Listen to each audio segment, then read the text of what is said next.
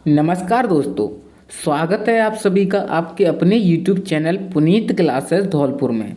तो दोस्तों, जैसा कि आपको पता ही है कि मैं डेली सुबह आपके एग्ज़ाम 21 जनवरी तक डेली मैराथन क्लास आपको देने वाला हूं।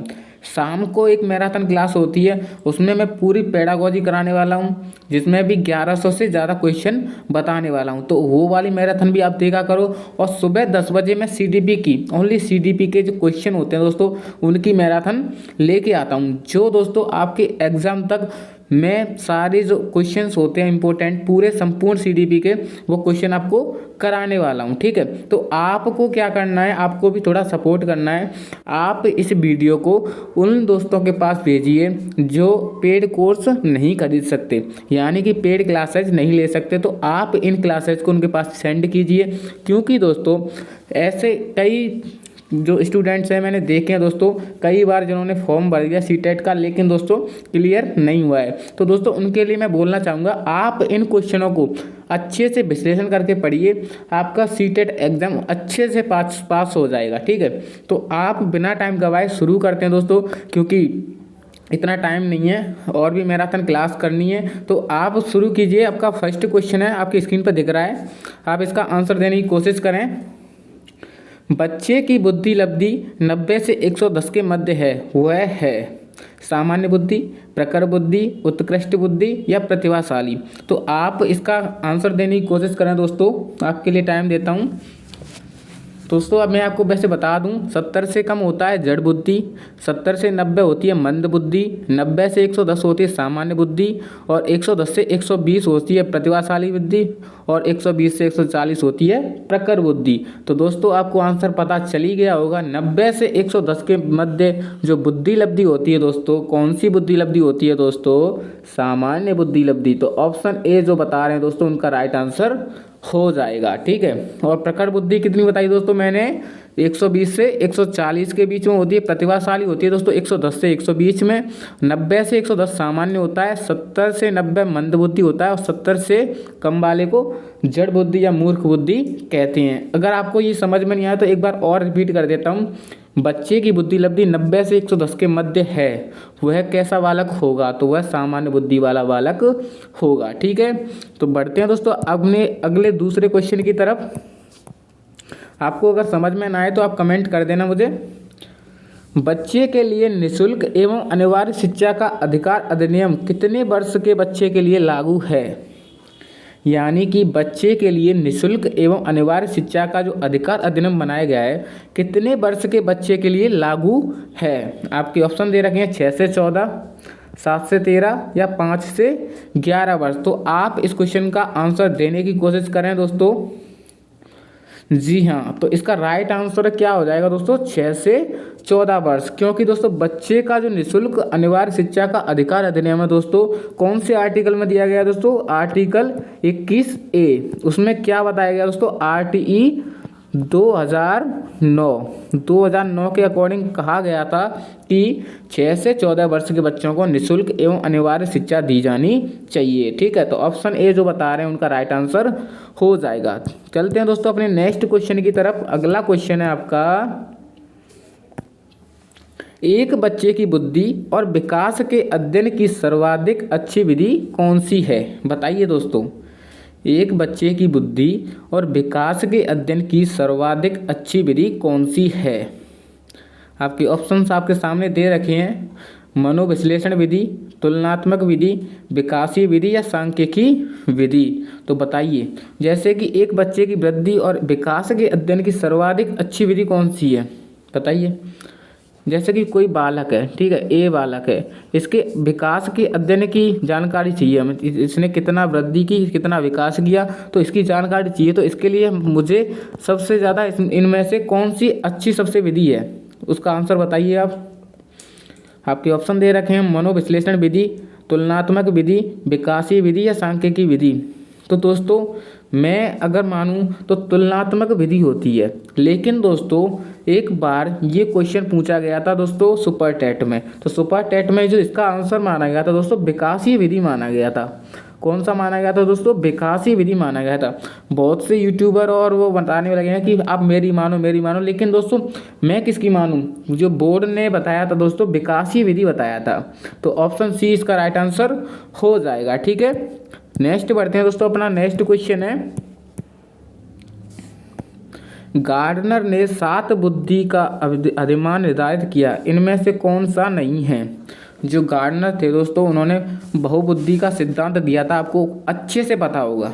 तो उसमें कौन सी ऐसी बुद्धि है जो उन्होंने नहीं बताई? दोस्तों मैं आपको बता दूं, जो गार्डनर की सबसे बड़ी कमी रही है, उन्होंने जो फेल होने का कारण रहा है गार्डनर जी का, तो वो यही रहा है कि उन्होंने इतने बुद्धि के प्रकार बताए। आप 2 से 4 प्रकार बताते तो अच्छे से आपका जो प्रोग्राम था वो पास हो जाता। ठीक है, लेकिन दोस्तों बहुबुद्धि के जो सिद्धांत दिया गया उसमें ज़्यादा बुद्धि के प्रकार बताए गए थे। ठीक है, तो गार्डनर ने 7 बुद्धि का अधिमान निर्धारित किया, इनमें से कौन सा नहीं है? आप बताइए इनमें से कौन सा नहीं है?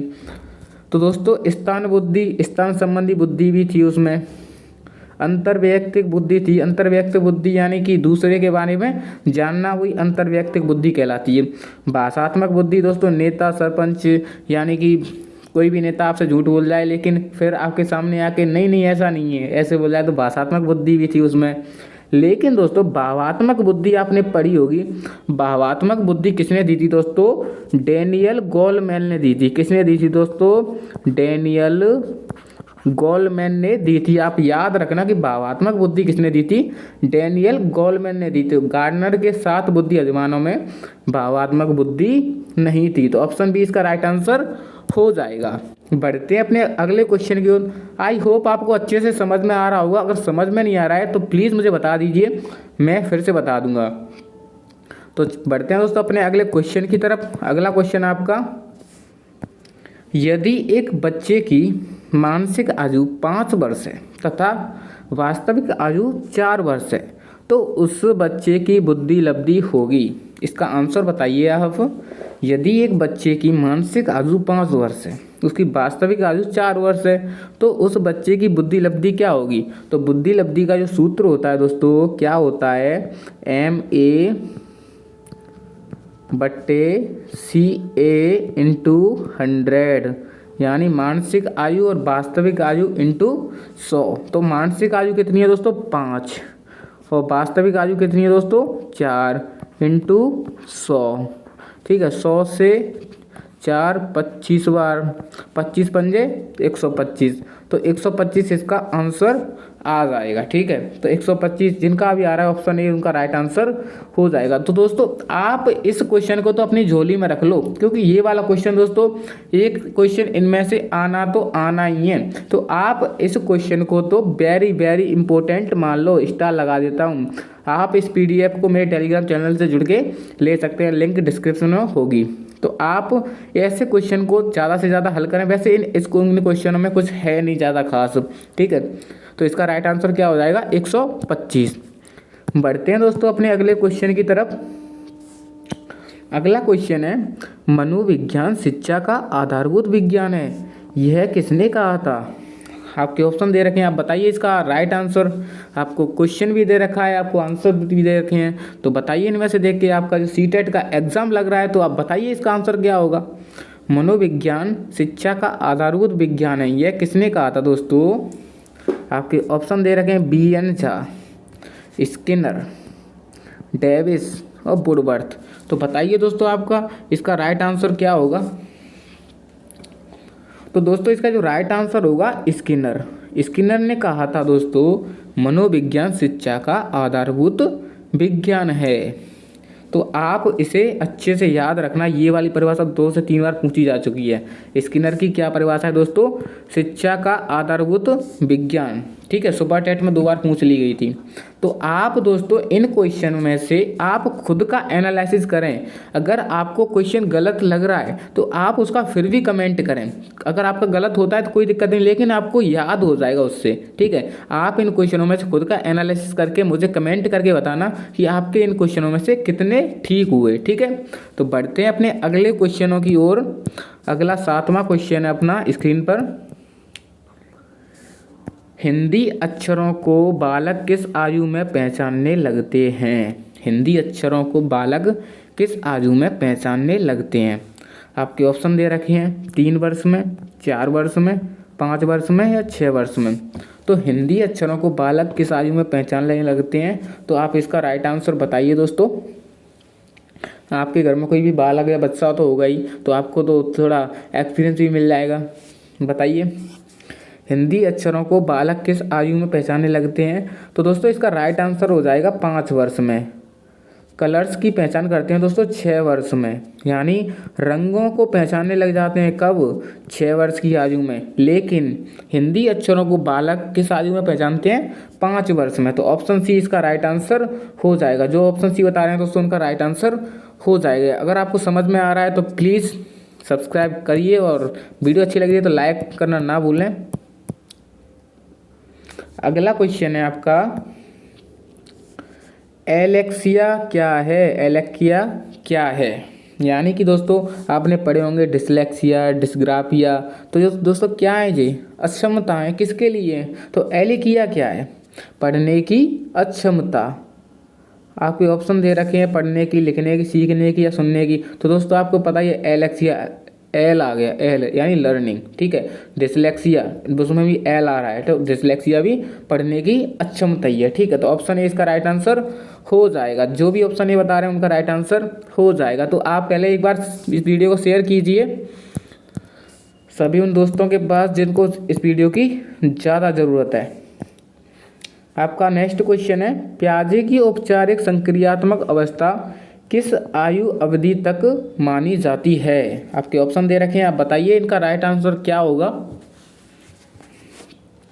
प्याजे की जो औपचारिक अवस्था है दोस्तों आप बताइए इनमें से औपचारिक संक्रियात्मक अवस्था किस आयु अवधि तक मानी गई है?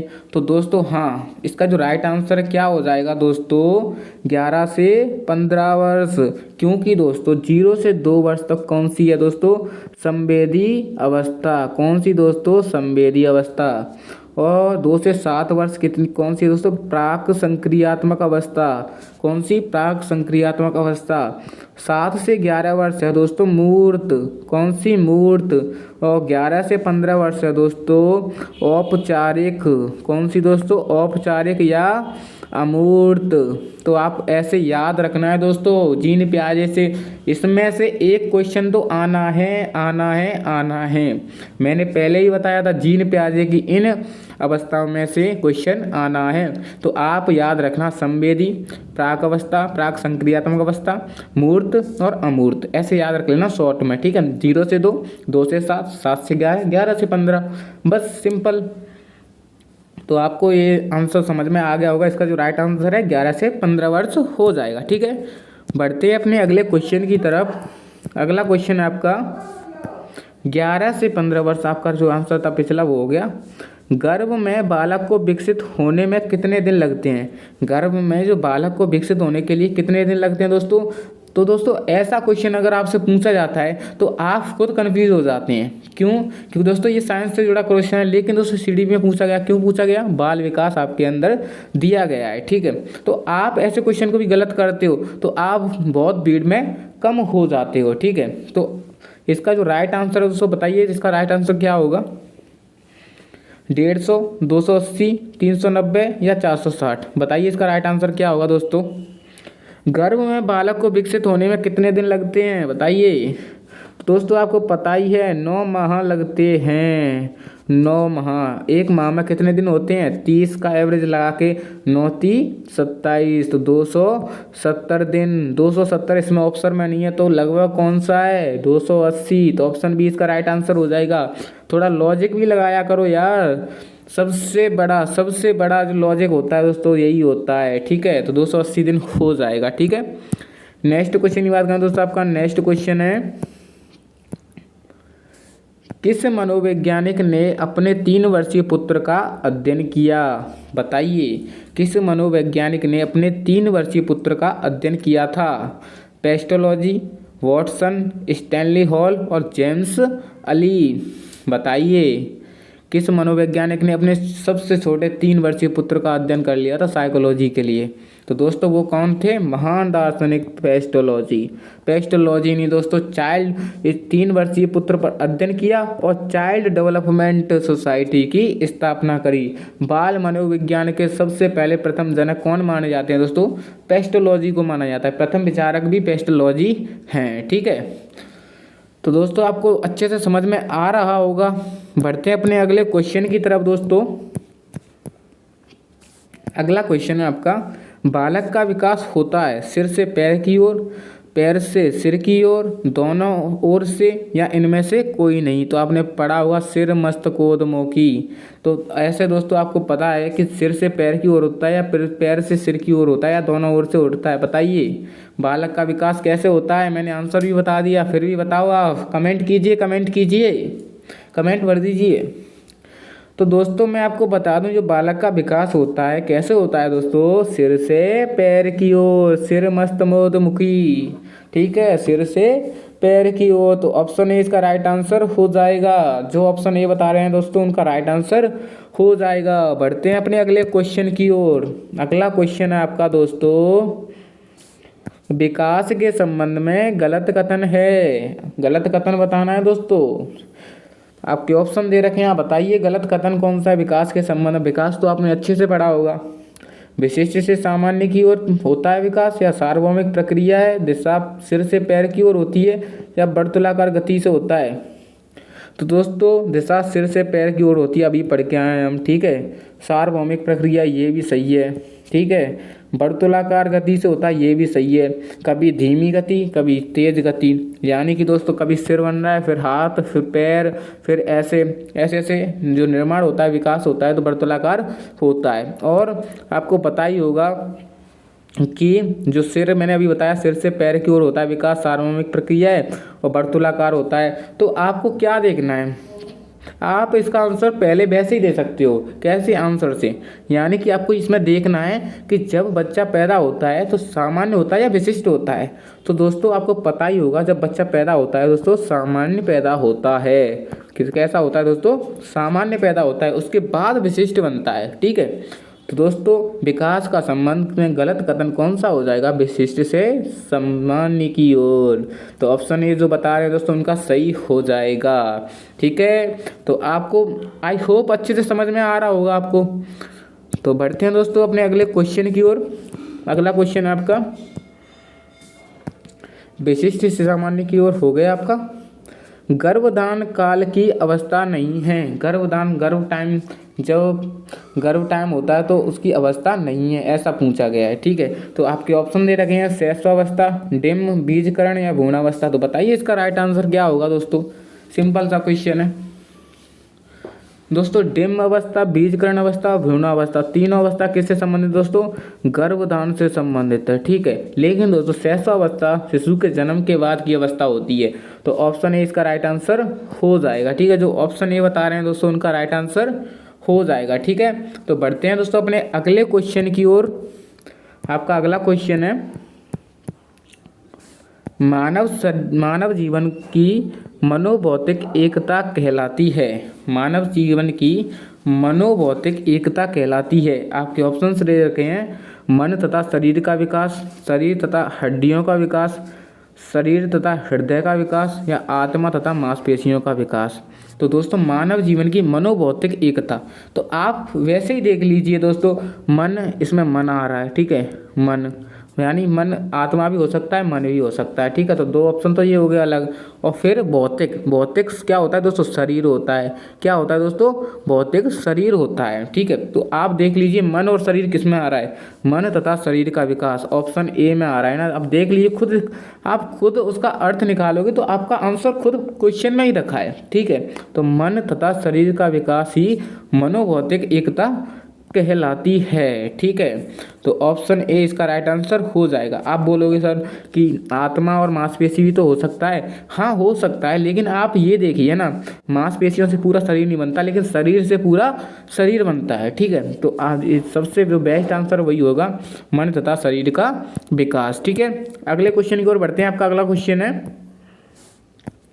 गर्भ में सर्वप्रथम निर्माण होता है, बताइए पैर, सिर, धड़ या सभी का? बताइए किसका निर्माण होता है सबसे पहले? मैंने अभी बताया था। जी जी, हाँ हाँ, तो क्या सिर का निर्माण होता है दोस्तों? सिर का। ऑप्शन बी इसका राइट आंसर हो जाएगा। मैंने अभी बताया था सिर से पैर की ओर, तो सबसे पहले सिर बनता है, फिर उसके बाद क्या बनते हैं? पैर। ठीक है, अच्छे से क्रम याद रखना। और जब बच्चा पैदा होता है तो पहले कौन सा होता है? सामान्य। फिर क्या बनता है? विशिष्ट। ऐसी चीज़ें दोस्तों आपको याद रखनी है, कैसे भी पूछी जा सकती हैं। ठीक है, तो आपको ये वाला भी क्वेश्चन समझ में आ गया होगा। बढ़ते हैं दोस्तों अपने अगले क्वेश्चन की ओर। अगला क्वेश्चन है आपका, जन्म के समय शिशु में कितनी हड्डियां होती हैं? बताइए, जन्म के समय जब शिशु होता है उसमें कितनी हड्डियां होती हैं? ये वाला क्वेश्चन दोस्तों सुपर टेट में पूछा गया था। ये वाला क्वेश्चन आ भी सकता है, इम्पोर्टेंट क्वेश्चन है। आपके ऑप्शन दे रखे हैं 206, 230, 270, 320। तो दोस्तों मैं आपको बताऊं कि जन्म के समय शिशु में कितनी हड्डियां होती हैं दोस्तों? 350 होती हैं शुरुआत में।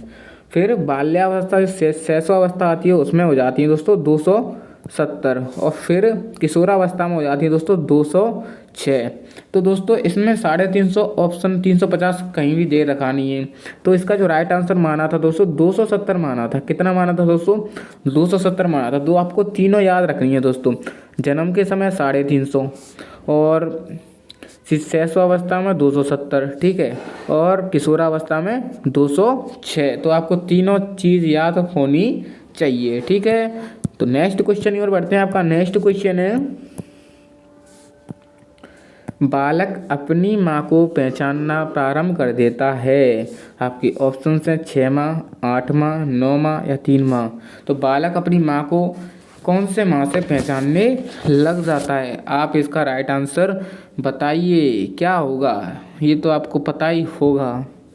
हाँ, तो दोस्तों आपको पता है 0 से 2 वर्ष इंद्रिय जनित अवस्था। सुनिए आपने, इंद्रिय जनित अवस्था। तो आप भी सोचिए 0 से 2 वर्ष में कौन आ रहा है सबसे पहले?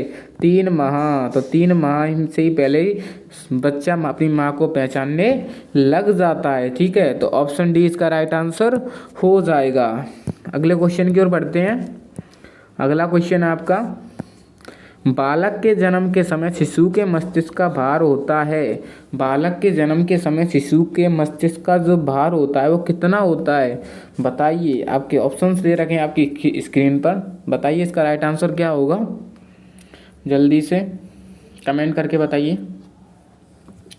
जी, तो इसका राइट आंसर हो जाएगा ऑप्शन बी 350 ग्राम। तो जो ऑप्शन बी बता रहे हैं दोस्तों उनका राइट आंसर हो जाएगा। बढ़ते हैं अपने अगले क्वेश्चन की ओर। अगला क्वेश्चन आपका, कल्पना जगत में विचरण होता है। आपके ऑप्शन दे रखे हैं शैशवावस्था में, किशोरावस्था में, बाल्यावस्था में, शैशवावस्था या किशोरावस्था, दोनों में। तो बताइए दोस्तों, कल्पना जगत में विचरण होता है कौन सी अवस्था में? इसका राइट आंसर तो आप शायद दे ही दोगे। जी जी, हाँ, कल्पना जगत में विचरण होता है। कब होता है? शैशवावस्था व किशोरावस्था दोनों में होता है। आप बोलोगे कैसे? तो दोस्तों आपको पता ही होगा कि हम जब शिशु थे 0 से 6 वर्ष यानी 3 से 4 वर्ष की उम्र में हम सोचते थे कि हम जहाज में बैठे हुए हैं या फिर हम ट्रेन चला रहे हैं, यानी कल्पना में खोए हुए रहते थे। ठीक है, किशोरावस्था में क्या होता है कि हम सपने लगा के बैठे रहते हैं, यानी दमित इच्छाएं होती हैं, जैसे कि मैं कार लूँगा, और जैसे कि कोई इंसान है उसकी शादी नहीं हुई है, ठीक है, तो उसको सपने आ रहे हैं दोस्तों कि मैं दूल्हा बन गया हूँ और अपनी बारात में नाच रहा हूँ, तो कल्पना करने लग जाता है ना। तो ऐसी ही कल्पना किशोरावस्था में होती है और शैशवावस्था में भी होती हैं। तो इसका जो राइट आंसर है ऑप्शन डी हो जाएगा। जो ऑप्शन डी बता रहे हैं दोस्तों इसका राइट आंसर हो जाएगा। बढ़ते हैं अपने अगले क्वेश्चन की ओर। अपना अगला क्वेश्चन है, बालक मुख्य रंगों की पहचान कर लेता है। बताइए कौन सी एज में? आपके ऑप्शन आपके सामने दे रखे हैं, बताइए इसका राइट आंसर क्या होगा। तो बालक मुख्य रंगों की पहचान कर लेता है कौन सी एज में? मुख्य यानी कि दोस्तों जो मुख्य लाल पीला, यानी 2-3 रंग होते हैं, लाल पीला सफ़ेद और काला। तो दोस्तों इन रंगों की पहचान कब करने लग जाता है? 5 वर्ष में ही करने लग जाता है। लेकिन दोस्तों सभी रंगों की पहचान 6 वर्ष की आयु में करना सीख जाता है। ठीक है, 5 वर्ष की आयु में तो रंगों की पहचान करता है, मुख्य मुख्य रंगों की, लेकिन सभी रंगों की पहचान 6 वर्ष की आयु तक कर लेता है। ठीक है, तो इसका राइट आंसर क्या हो जाएगा? Option A. जो ऑप्शन बता रहे हैं दोस्तों उनका राइट आंसर हो जाएगा। बढ़ते हैं अपने अगले क्वेश्चन की ओर। अगला क्वेश्चन है आपका, छोटे छोटे वाक्यों को बोलना तथा 3 पहियों की साइकिल चलाना, यह कार्य किस अवस्था में होता है? बताइए दोस्तों, आपने भी चलाई होगी 3 पहिया वाली साइकिल, तो बताइए छोटे छोटे वाक्यों को बोलना तथा 3 पहियों की साइकिल चलाने वाला यह कार्य किस अवस्था में होता है? आपके ऑप्शन दे रखे हैं, शैशवावस्था, बाल्यावस्था, किशोरावस्था या प्रौढ़ावस्था।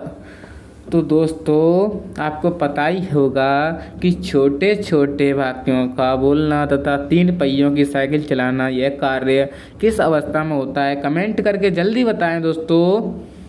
तो आपको पता ही है 0 से 6 वर्ष शैशवा अवस्था। ठीक है, तो ऑप्शन ए जो बता रहे हैं दोस्तों उनका राइट आंसर हो जाएगा। 3 पहियों की गाड़ी को देखकर आपको आपका बचपन याद आ गया होगा दोस्तों। तो शैशवावस्था में 0 से 6 वर्ष वाली उम्र में आप 3 पहियों की जो साइकिल थी वो चलाया करते थे। तो इसका राइट आंसर ऑप्शन ए हो जाएगा। अगले क्वेश्चन की ओर बढ़ते हैं। आपका अगला क्वेश्चन है, निम्न में से किस घटना की ओर बालक सर्वप्रथम आकर्षित होना प्रारंभ कर देता है? यानी निम्न में से किस घटना पर बालक सर्वप्रथम आकर्षित होना प्रारंभ करता है? आपके ऑप्शंस हैं प्रकाश, माँ, ध्वनि और भोजन। बताइए, जब कोई बच्चा है तो आप इनमें से चारों चीज़ दिखाते हैं तो वो बच्चा किसके पास सबसे पहले आएगा? बताइए जी। तो प्रकाश से सबसे ज़्यादा प्रभावित होता है दोस्तों। आपको पता ही होगा कि बच्चे को अगर प्रकाश दिखाया है तो प्रकाश को पकड़ने के लिए आता है। ठीक है, तो ऑप्शन ए इसको राइट आंसर हो जाएगा। ठीक है, अगले क्वेश्चन की बात करें दोस्तों। आपका अगला क्वेश्चन है, बालक की जिज्ञासा को किया जाना चाहिए दमन, शांत, उत्तेजित या सक्रिय? बालक की जिज्ञासा को क्या किया जाना चाहिए दोस्तों? दमन किया जाना चाहिए या शांत किया जाना चाहिए, उत्तेजित किया जाना चाहिए या सक्रिय किया जाना चाहिए? बताइए इसका आंसर दोस्तों। सोचिए सोचिए, तुक्का दीजिए, कोई बात नहीं है, सब एक्सेप्ट करता हूँ मैं। तो बताइए, सोच समझ के बताना। बट तो दोस्तों इसका जो राइट आंसर है, जो शांत बता रहे हैं दोस्तों, ऑप्शन बी बता रहे हैं दोस्तों, उनका राइट आंसर हो जाएगा। बालक की जिज्ञासा को तुरंत हमें शांत करना चाहिए। जैसे कि बालक बोलता है कि मुझे ट्रेन चलानी है, मुझे हाथी पर बैठना है, तो उसकी जिज्ञासा को शांत करने के लिए कुछ ना कुछ उसको बोलना चाहिए। नहीं, ट्रेन बड़े होकर चलाते हैं, हाथी पर आप बड़े हो जाओगे जब बिठाएंगे। तो ऐसे आप उनकी जिज्ञासा को शांत करना चाहिए। ठीक है, उनकी जिज्ञासा को दमन नहीं करना चाहिए कभी दोस्तों। दमित इच्छाएं जब ईगो में भावी हो जाती है ना, तो गलत काम करने लग जाते हैं फिर। तो इसका राइट आंसर ऑप्शन बी हो जाएगा। अगले क्वेश्चन की ओर बढ़ते हैं दोस्तों। आपका अगला क्वेश्चन है, बताइए इसका राइट आंसर आपकी स्क्रीन पर दे रखा है दोस्तों। आप बताइए, भारत में बाल विकास की शुरुआत कब हुई थी? बताइए। मैंने बताया था बाल विकास की शुरुआत करने वाले कौन थे? पेस्टोलॉजी को बाल विकास का प्रथम वैज्ञानिक माना जाता है, जिन्होंने 3 वर्षीय अपने पुत्र पर खोज की थी। लेकिन भारत में बाल विकास की शुरुआत कब हुई थी? बताइए इसका आंसर। आपके ऑप्शन दे रखे हैं 1930, 1887, 1879 या 1590। तो बताइए। तो जी हाँ, जो ऑप्शन ए बता रहे हैं दोस्तों, उनका राइट आंसर हो जाएगा। 1930 में भारत में बाल विकास की शुरुआत की गई थी। ठीक है, तो ऑप्शन ए वाला राइट हो जाएगा। बढ़ते हैं दोस्तों अपने अगले क्वेश्चन की ओर। अगला क्वेश्चन है आपका, किशोर अवस्था में सामाजिक विकास पर जिसका प्रभाव नहीं पड़ता वह निम्न में से कौन सी है? किशोर अवस्था में सामाजिक विकास पर जिसका प्रभाव नहीं पड़ता वह निम्न में से कौन सी है? बताइए। रुचियाँ, आवश्यकताएं, असुरक्षा या अभिवृद्धि? बताइए इसका राइट आंसर क्या होगा।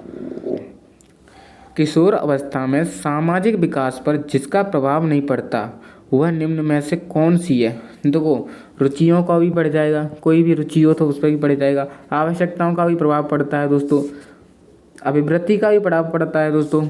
लेकिन दोस्तों असुरक्षा ऐसी चीज़ है जिसका प्रभाव नहीं पड़ता। नेगेटिव वर्ड देखिए ना, इसमें आपको सबसे ज़्यादा नेगेटिव वर्ड कौन दिख रहा है? असुरक्षा। अगर इसमें सुरक्षा होता तो उपरोक्त तो सभी हो जाते, ठीक है। तो असुरक्षा इसका राइट आंसर हो जाएगा, ऑप्शन सी इसका राइट आंसर हो जाएगा। बढ़ते हैं अपने अगले क्वेश्चन की तरफ। अगला क्वेश्चन है, किशोर अवस्था में चरित्र निर्माण में जो अवस्था संबंधित है वह निम्न में से है? परंपराओं को धारण करने की अवस्था, आधारहीन आत्मचेतना अवस्था, आधारयुक्त आत्मचेतना अवस्था, स्वकेंद्रित अवस्था। तो किशोर अवस्था में चरित्र निर्माण में जो अवस्था संबंधित है वह निम्न में से कौन सी है? बताइए, 27 का राइट आंसर बताइए। तो दोस्तों इसके ऑप्शन दे रखे हैं, परंपराओं को धारण करने की अवस्था, आधारहीन आत्मचेतना अवस्था, आधारयुक्त आत्मचेतन अवस्था या स्वकेंद्रित अवस्था। किशोर अवस्था में चरित्र निर्माण कब होगा दोस्तों? आधारहीन हो जाएंगे, आत्मचेतना अवस्था यानी कॉन्फिडेंस आ जाएगा, तो अपने आप चरित्र का निर्माण हो जाएगा। जैसे कि आपके अंदर सीटेट के लिए अगर आपके अंदर अच्छा कॉन्फिडेंस आ जाएगा ना कि मैं कर लूँगा, आपको सबसे पहले तो आपका जो डर है वो डर खत्म करना है। आप इन क्वेश्चनों का अच्छे से विश्लेषण करें, आप इन्हीं क्वेश्चनों की मदद से आप सीटेट को अच्छे नंबरों से क्रैक कर सकते हो, ठीक है। तो आप अपने अंदर कॉन्फिडेंस बनाइए। तो आधारहीन आत्मचेतना अवस्था है दोस्तों, उससे चरित्र निर्माण की अवस्था कहते हैं, क्योंकि दोस्तों जब कॉन्फिडेंस होता है तो चरित्र भी बन जाता है। तो इसका राइट आंसर क्या हो जाएगा दोस्तों? ऑप्शन बी जो बता रहे हैं उनका राइट आंसर हो जाएगा। बढ़ते हैं दोस्तों अपने अगले क्वेश्चन की तरफ। अगला क्वेश्चन आपका, विकास व्यक्ति में नवीन विशेषताएं और योग्यताएं प्रस्फुटित करता है, यह कथन किसका है? विकास व्यक्ति में नवीन विशेषताएं और योग्यताएं प्रस्फुटित करता है, यह कथन किसका है? आपके ऑप्शन हैं Hurlock, James Drever, McDougall, Munro. तो दोस्तों विकास व्यक्ति में नवीन विशेषताएं और योग्यताएं प्रस्फुटित करता है, यह कथन किसका है दोस्तों? तो इसका राइट आंसर है दोस्तों, क्या हो जाएगा? हरलॉक। क्या दोस्तों? हरलॉक। ऑप्शन ये जो बता रहे हैं दोस्तों उनका राइट आंसर हो जाएगा। नवीन विशेषता और योग्यता वाले हरलॉक से संबंधित होते हैं। तो 28 का राइट आंसर हरलॉक हो जाएगा। बढ़ते हैं दोस्तों अपने अगले क्वेश्चन की तरफ। अगला क्वेश्चन आपका, किशोरावस्था एक नया जन्म है, इसमें उच्चतर और श्रेष्ठतर मानव विशेषताओं का जन्म होता है, यह कथन किसका है? आपके ऑप्शंस हैं जॉन एंड सिम्पसन, गैशेल, स्टैनली हॉल या ग्रीड फ्रे। यानी कि दोस्तों किशोरावस्था एक नया जन्म है, इसमें उच्चतर और श्रेष्ठतर मानव विशेषताओं को जन्म देता है, यह कथन किसने कहा था दोस्तों? तो 29 का जो राइट आंसर है क्या हो जाएगा दोस्तों? Stanley hall. स्टैनली हॉल ने किशोरावस्था के बारे में बहुत सारे विशेषताएं बताई हैं। इसको दोस्तों क्या कहा है? तनाव एवं तूफान की अवस्था, आंधी और तूफान की अवस्था, संघर्ष की अवस्था। तो किशोरावस्था में एक नया जन्म, इसमें उच्चतर और श्रेष्ठतर मानव विशेषताओं का जन्म होता है, यह परिभाषा किसने दी थी दोस्तों? स्टैनली हॉल ने, ठीक है। आपको ये क्वेश्चन समझ में आ गया होगा। बढ़ते हैं दोस्तों अपने अगले क्वेश्चन की तरफ। अगला क्वेश्चन आपकी स्क्रीन पे है दोस्तों। किशोरावस्था आदर्शों की अवस्था है, सिद्धांत के निर्माण की अवस्था है, साथ ही जीवन का समय समायोजन है, यह परिभाषा देने वाले कौन हैं? बताइए। किशोरावस्था आदर्शों की अवस्था है, सिद्धांत के निर्माण की अवस्था है, साथ ही जीवन का सामान्य समायोजन है, यह परिभाषा देने वाले कौन थे? बताइए। इसका राइट आंसर कमेंट कीजिए। तो दोस्तों आप इसका आंसर मुझे कमेंट करके बताइए, मैं कमेंट में इसका आंसर पिन कर दूंगा दोस्तों। तो दोस्तों आज की क्लास को हम यहीं ख़त्म करते हैं। तो दोस्तों मिलते हैं अपनी नेक्स्ट मैराथन क्लास के लिए। तो अभी तक आपने चैनल को सब्सक्राइब नहीं किया है तो चैनल को सब्सक्राइब कर लीजिए और सभी उन दोस्तों के पास भेज दिए जिनको इस क्लास की बेहद ज़रूरत है। तो थैंक यू दोस्तों, मिलते हैं अपनी नेक्स्ट मैराथन क्लास के साथ। Bye bye.